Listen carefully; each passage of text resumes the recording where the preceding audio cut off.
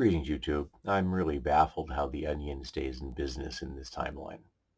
So, a book got banned in Florida, which is in and of itself not all that shocking. Florida is turning itself into a nice little fascist state. Yeah, but the reason the book was banned because it was deemed sexually explicit. Why is the book been deemed sexually explicit? Because the author's last name is gay. That's it. That's the reason. The author's last name is gay, which makes as much sense as banning the book if the author's last name had been Smith or Rodriguez or Whitehouse. No, it just happens to be gay. And so, yeah, there you go. Florida has stepped through the looking glass into the land of nonsense. So let me read a little blurb from this particular article. The picture book was put on the sexually explicit list because it contained the word gay. Other books that include the keywords lesbian, gay, gender, and identity had also been targeted by the library. Gender.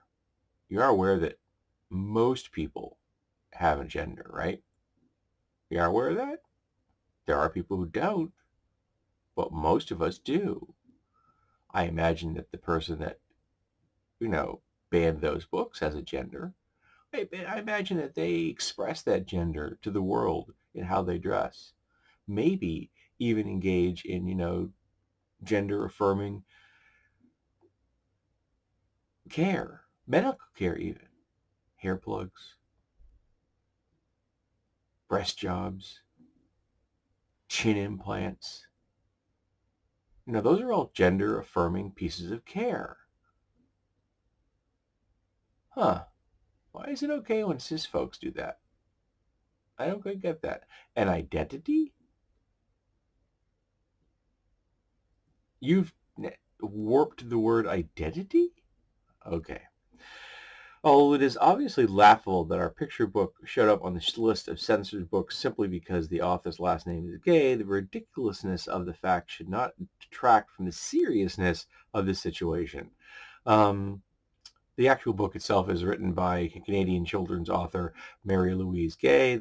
Why is Mary Louise always together? I always found that interesting.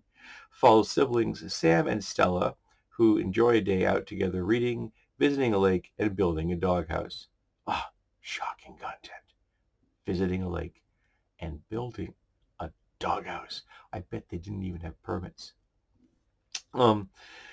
So, yeah, Florida is ridiculous, but these acts are horrendous. And I should like to point out that when it comes to history, that history has not treated any organization well, that any government that has banned books.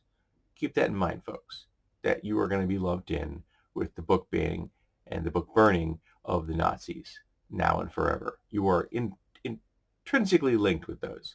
You will inexplicably, be entwined with them forever in your imagination. You're going to be wondering, how do people say those things about us? They say those things about us because you're doing the same thing they did. Yeah. So, yeah, book bans are bad, folks.